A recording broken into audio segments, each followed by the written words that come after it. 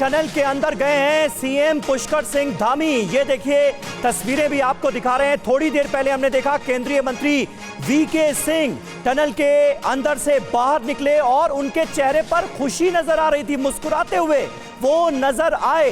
इसके अलावा जो रेस्क्यू टीम है उनके लोगों की तस्वीरें सामने आई विक्ट्री साइन के साथ। तो सारे संकेत पॉजिटिव हैं, सारे संकेत सकारात्मक हैं और किसी भी वक्त शुभ समाचार आने वाला है। शिवांग, ताजा जानकारी मिल रही है कि सीएम धामी भी टनल के अंदर पहुंचे। बिल्कुल, मैंने समीर जैसा बताया कि सीएम धामी 2 मिनट पहले यहां पहुंचे हैं। वीके सिंह का काफिला यहां से निकला है, साथ साथ पुष्कर सिंह धामी का काफिला सीधे अंदर पहुंचा है। तस्वीरें दिखाएं हरीश, ये जो 4 से 5 पुरुष यहां से निकले हैं जिनके कंधों पे बैग नजर आ रहा है, आपको जो पिट्ठू बैग नजर आ रहा है जी, ये वो परिजन हैं जो कपड़े लेके आए हैं उन लोगों के लिए। ये जो आगे की कतार आप देख रहे हैं गाड़ियों की, जो इनोवा क्रिस्टा गाड़ी खड़ी है पुलिस की, जो डीएम साहब की गाड़ी खड़ी है, उसके पीछे जो कतार देख रहे हैं ये वो परिजनों की कतार है जिनको शायद मिलने दिया जा सकता है, लेकिन बहुत ज्यादा समय नष्ट नहीं किया जाएगा। जो परिजन यहाँ पे आए हैं वो एक झलक भर देखेंगे। अगर कपड़ों की बात कहें तो जो एनडीआरएफ के जवान हैं हो सकता है कि वो उनके कपड़े बदलवाने का काम करें, क्योंकि 17 दिन हो चुके हैं। लेकिन ये जानकारी हमारे पास है कि कपड़े और जो बाकी जो ज़रूरत की चीज़ें होती हैं वो अंदर भेजी गई थी। तो ऐसे में ये ऐसा नहीं है कि वो लगातार कई दिनों से 17 दिन से एक ही कपड़े पहने हुए हैं।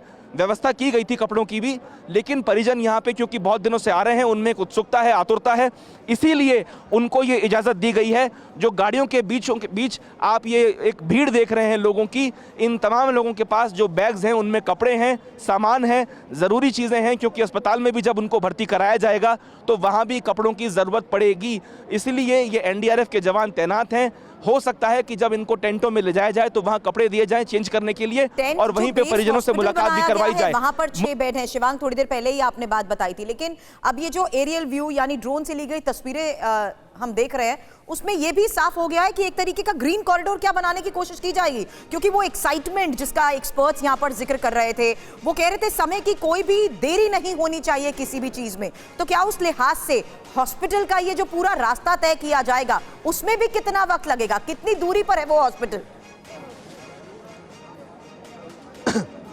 देखिए, बिल्कुल मैं आपको बता देता हूं कि ये जो एम्बुलेंसेज आप यहां खड़े हुए देख रहे हैं, हरीश आप दिखाएं पास से, ये जो तस्वीरें आप देख रहे हैं ये वो ट्रैक है जहां से एम्बुलेंसेज निकलेंगी। सुबह यहां पे वाइट चूना भी डाला गया था ये दिखाने के लिए कि ये ट्रैक है, इसे खाली कर दिया जाए।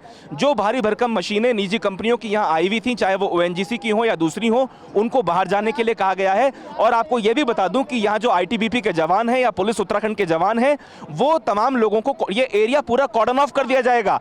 जब वो लोग निकलेंगे यहां से, जब ये 41 एम्बुलेंसेज निकलेंगी, तो ताकि उनको कोई चेज ना कर पाए और कोई समस्या ना हो, कोई ट्रैफिक क्रिएट ना हो, इसीलिए तमाम लोगों को रोक दिया जाएगा। 45 मिनट के बाद लोगों को जाने की इजाजत यहां से मिलेगी। इस पूरे एरिया को कॉर्डन ऑफ किया जाएगा। ये एक ट्रैक बनाया गया है। बारिश होने की वजह से कल यहां थोड़ा पानी भर गया था, लेकिन सुबह यहां पे जो गाड़ियां हैं जो रोड ट्रांसपोर्ट की, उन्होंने इस पूरी सड़क को ठीक किया है। और ये जो गाड़ी आप देख रहे हैं उत्तराखंड सरकार की, जिस पे लाल कलर का झंडा लगा हुआ है, ये वो गाड़ियां हैं जो एस्कॉर्ट करने का काम करेंगी। ये एस्कॉर्ट व्हीकल हैं, इसीलिए इन्हीं गाड़ियों के पीछे जो है 41 एम्बुलेंसेज हैं वो चलने का काम करेंगी। आगे जो है उत्तरकाशी तक तमाम पुलिस वालों को ये इन्फॉर्म किया गया है, ट्रैफिक एडवाइजरी जारी की गई है कि कोई भी व्यक्ति इस तरीके का ट्रक या इस तरह की बड़ी व्हीकल लेके बीच में ना आए जिसकी वजह से अवरोध उत्पन्न हो।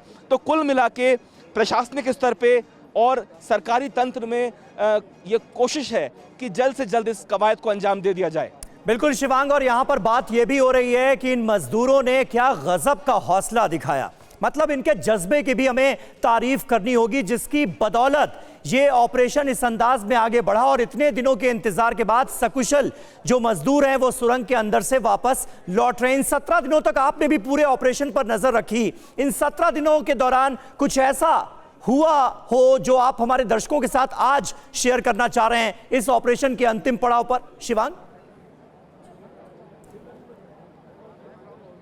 देखिए बिल्कुल समीर, ये एक्चुअली अगर कहा जाए तो हम लोगों के लिए, पत्रकारों के तौर पे भी भावनात्मक पल है, हमारे लिए भी, क्योंकि इतने दिनों से हम लोग भी यहाँ पर हैं। ये एक कंस्ट्रक्शन साइट है, उत्तरकाशी से 55 किलोमीटर की दूरी पर है।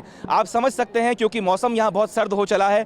ऐसे में जितने भी पत्रकार हैं सब एक दूसरे से पूछा करते थे कि क्या लगता है कब तक ये ऑपरेशन खत्म होएगा। जब अधिकारी बाहर आते थे चाय पीने के लिए या एनडीआरएफ के लोग बाहर आते थे, हम उनसे पूछा करते थे, चाहे इलेक्ट्रीशियन बाहर आया हम उससे पूछा करते थे, और जितनी बार हमें इन्फॉर्मेशन मिलती थी हमारे अंदर ये उत्सुकता पैदा होती थी कि अब ऑपरेशन खत्म होगा, अब वो लोग बाहर आएंगे, सकुशल बाहर आएंगे और हम लोग भी यहाँ से आगे की ओर बढ़ेंगे। लेकिन हर दिन शाम को मायूस लौटना पड़ता था।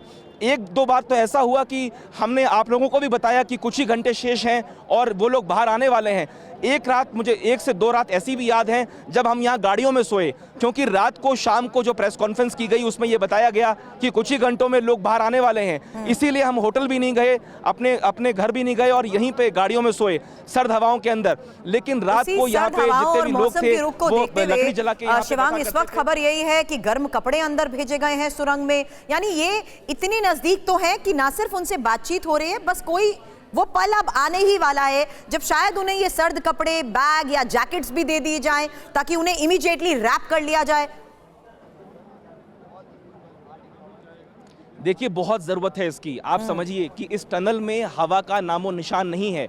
मैंने कई सारे अधिकारियों से बात की, मैंने पूछा कि इतना ठंडा मौसम है, रात के वक्त यहाँ का तापमान 4 से 5 डिग्री पहुँच जाता है, क्या उनको ठंड नहीं लग रही होगी? तो अधिकारियों ने बताया कि अंदर हवा नहीं है क्योंकि मलबे ने पूरी हवा को रोक रखा है, इसीलिए जो नेचुरल हवा होती है वही उतनी ही ऑक्सीजन के लेवल पर वहाँ उपलब्ध है, लेकिन सर्द हवाओं की वजह से वो लोग परेशान नहीं हैं। ये बात उन्होंने सरकार और प्रशासनिक अमले को बताई थी कि सर्दी अंदर नहीं है। इसके अलावा मैं आपको बताऊं, क्योंकि कंस्ट्रक्शन का काम पहले से चल रहा था तो उनके पास वहां पे त्रिपाल भी थे सोने के लिए, साथ साथ मशीनरीज भी थी, तो काफ़ी कुछ सुविधाएं उपलब्ध कराई गई। लेकिन अब क्योंकि ठंडा मौसम है और वो 17 दिनों के बाद एकदम बाहर निकलेंगे तो बॉडी टेम्परेचर उनका चेंज होगा, इसीलिए जो गर्म कपड़े हैं उसकी बहुत आवश्यकता है और तुरंत उनको गर्म कपड़ों में और कंबलों में लपेट के अस्पताल की तरफ आगे भेजा जाएगा। बिल्कुल, शिवांग माथुर हमारे संवाददाता इस वक्त ग्राउंड जीरो से जो जानकारी दे रहे हैं वो निश्चित तौर पर इस वक्त की सबसे बड़ी खुशखबरी के तौर पर सामने आ रही हैं। शुभ समाचार किसी भी वक्त आने वाला है। जो तस्वीरें सामने आ रही हैं वो इस बात की तस्दीक करते हुए कि अब ऑपरेशन बिल्कुल अपने अंतिम पड़ाव पर है। थोड़ी देर पहले हमने देखा कि केंद्रीय मंत्री जनरल वीके सिंह वहां पर पहुंचे थे और वो मुस्कुराते हुए बाहर निकले, एक तरह की पॉजिटिविटी नजर आ रही थी। इससे पहले रेस्क्यू टीम में जुटे हुए जो तमाम लोग थे उन्होंने भी विक्ट्री साइन दिखाया, यानी इस ऑपरेशन में जो मेहनत है सबकी वो रंग लाई है और किसी भी वक्त ये 41 जांबाज जो कि 17 दिनों से इस सुरंग में फंसे हुए हैं वो बाहर आ सकते हैं और उसके लिए इस वक्त तमाम तरह के इंतजाम वहां पर किए गए हैं।